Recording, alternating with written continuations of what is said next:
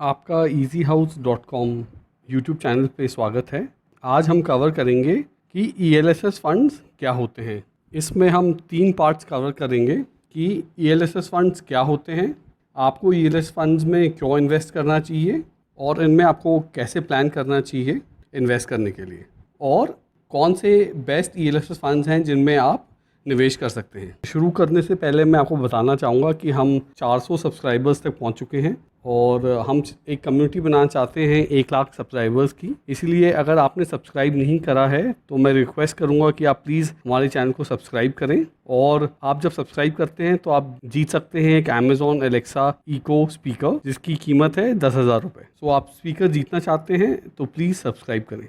अब हम शुरू करते हैं कि ELSS फंड्स क्या होते हैं। ELSS फंड्स को टैक्स सेविंग फंड्स भी कहते हैं। ये टैक्स सेविंग के लिए बनाए गए हैं और ELSS का फुल फॉर्म होता है इक्विटी लिंक सेविंग स्कीम्स। ये एक इक्विटी डाइवर्सिफाइड म्यूचुअल फंड्स होते हैं जिनमें निवेश करने से आपको under section 80C of the income tax act 1,50,000 तक इन्वेस्ट अगर आप करते हैं तो आपको इसमें टैक्स सेविंग होती है लगभग 47,000 रुपीज़ की। इन फंड्स का 80% पोर्टफोलियो इक्विटीज़ में होना चाहिए और इन्वेस्टर्स का जो पैसा इनमें इन्वेस्ट होता है वो लॉक्ड इन रहता है मिनिमम 3 साल के लिए। इस 3 साल में ना ही ये इन्वेस्टमेंट को आप बेच सकते हैं या प्लेज कर सकते हैं या फिर ट्रांसफर कर सकते हैं। अब हम देखते हैं कि आपको अपनी tax saving in ELSS funds में इन्वेस्ट करके क्यों करनी चाहिए और ये बेस्ट ऑप्शन क्यों है टैक्स सेविंग का। पहला रीज़न है कि ये मिनिमम लॉक इन पीरियड देते हैं। जब आप इनको कंपेयर करते हैं दूसरे टैक्स सेविंग स्कीम्स के लिए, इनमें बस लॉक इन पीरियड बस 3 साल का होता है। दूसरे टैक्स सेविंग ऑप्शन जैसे NSE,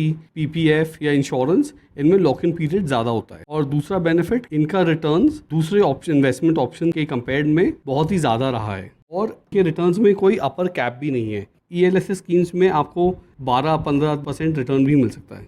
तीसरा रीज़न है कि ये निवेशकों के लिए अच्छा है जो हाई रिटर्न्स चाहते हैं, वो रिस्क लेना चाहते हैं और हाई रिटर्न्स भी लेना चाहते हैं। ELSS स्कीम्स में डबल बेनिफिट होता है। एक बेनिफिट है हाई रिटर्न्स का और दूसरा बेनिफिट है टैक्स सेविंग का।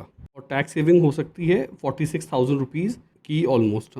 इसमें एक और चीज़ बताना चाहूँगा कि generally investors tax saving schemes में मार्च में इन्वेस्ट करते हैं। सभी लोगों को फाइनेंशियल ईयर जब स्टार्ट होता है तभी अपनी टैक्स सेविंग इन्वेस्टमेंट्स के लिए प्लान करना चाहिए। जब आप मार्च में इन्वेस्ट करते हैं तब आपको सारा पैसा 1,50,000 रुपये एक साथ इन्वेस्ट करना पड़ता है और आपको सारा इन्वेस्टमेंट एक लमसम तरीके से करना पड़ता है और आपको बेनिफिट नहीं मिलता है एक SIP का।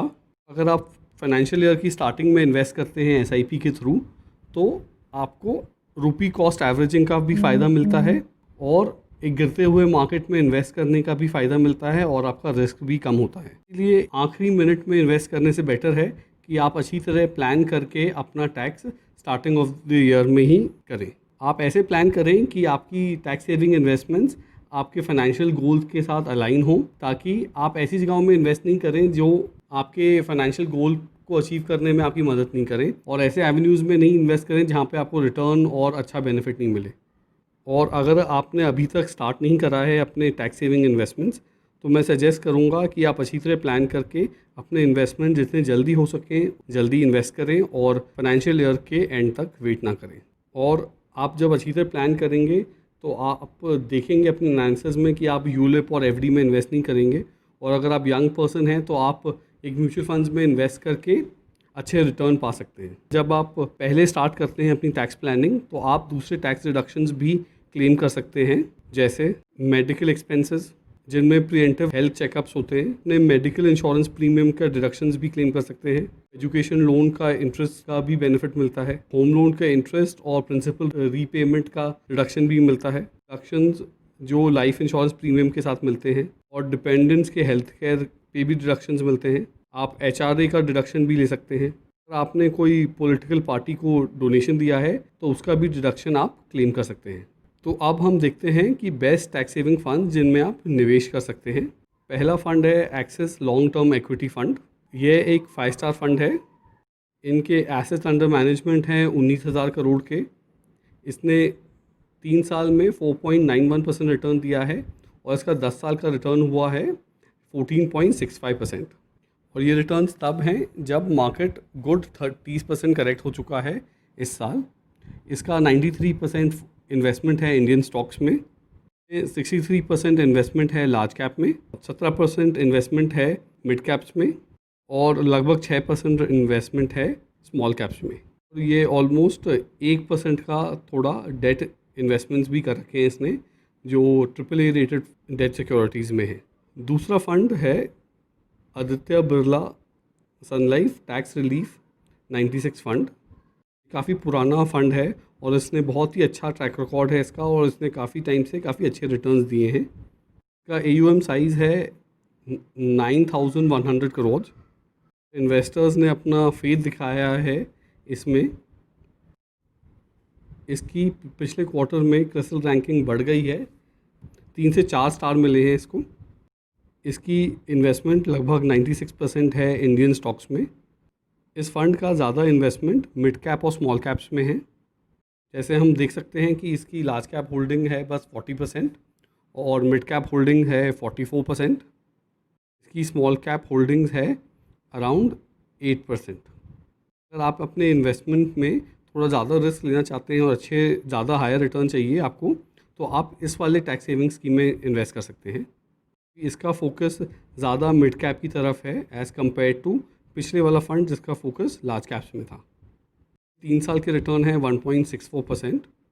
इसलिए कम है क्योंकि मिड कैप ने काफ़ी ज़्यादा रिटर्न नहीं दिए हैं पिछले 3-4 साल में।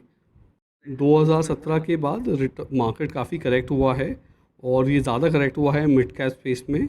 इस फंड के 10 साल के रिटर्न हुए हैं 10.26%, और जो अभी रैली हुई है रिसेंट में मार्केट में वो ज़्यादा लार्ज कैप्स में हुई है और मिड कैप्स में कम हुई है। अब हम चलते हैं तीसरे फंड की तरफ। तीसरे फंड का नाम है मेरे टैक्स सेवर फंड। ये एक 3 स्टार रेटेड फंड है और इसकी AUM साइज़ है 3,000 करोड़। इसका 98% इन्वेस्टमेंट है इंडियन स्टॉक्स में और उसमें से 58% इन्वेस्टमेंट है लार्ज कैप्स में और 19% इन्वेस्टमेंट है मिड कैप्स में और ऑलमोस्ट 7% इन्वेस्टमेंट है स्मॉल कैप्स में। वापस से इसका स्क्यू थोड़ा लार्ज कैप्स की तरफ है। इसके सिंस इंसेप्शन रिटर्न्स हैं 11.22% और ये फंड स्टार्ट हुआ था 2015 में। इसके 3 साल के रिटर्न रहे हैं 3.25%। तो ये हैं 3 हमारे टैक्स सेविंग फंड्स जो हम रेकमेंड कर रहे हैं। अगर आप 3 ईयर के पर्सपेक्टिव के लिए लार्ज कैप्स प्रेफर करते हैं तो आप हमारे फर्स्ट और तीसरे फंड्स में इन्वेस्ट करिए, और अगर आप ज़्यादा रिस्क और ज़्यादा रिटर्न चाहिए आपको तो आप Birla tax relief 96 tax saving fund में इन्वेस्ट करिए। और ये अब हमारे 3 फंड्स हैं जो हम रेकमेंड कर रहे हैं।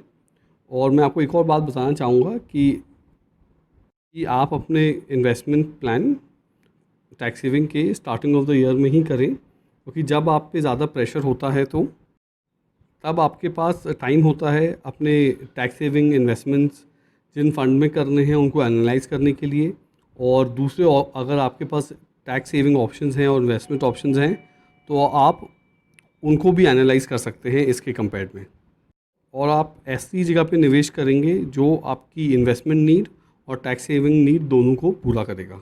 अगर आप अपने इन्वेस्टमेंट्स नहीं करते हैं टैक्स सेविंग स्कीम्स में तो आप अपना टैक्स सेविंग ऑप्शन छोड़ देते हैं और इसके वजह से आपका जो सैलरी पे आउट है वो भी कम हो जाएगा इन हैंड, और फिर बाद में जब आप अपने टैक्स लाइबिलिटीज़ और इनकम टैक्स फॉर्म्स फिल करेंगे और रिफ़ंड के पीछे भागेंगे तो आपको काफ़ी प्रॉब्लम्स भी होंगी अपने क्लेम को प्रोसेस कराने में और टाइम भी लगेगा आपको। सो मैं आपको रिक्वेस्ट करूँगा अब हमारे चैनल को प्लीज़ आप सब्सक्राइब करें to help us reach our target of 1 lakh subscribers. Thank you and thank you for watching the video.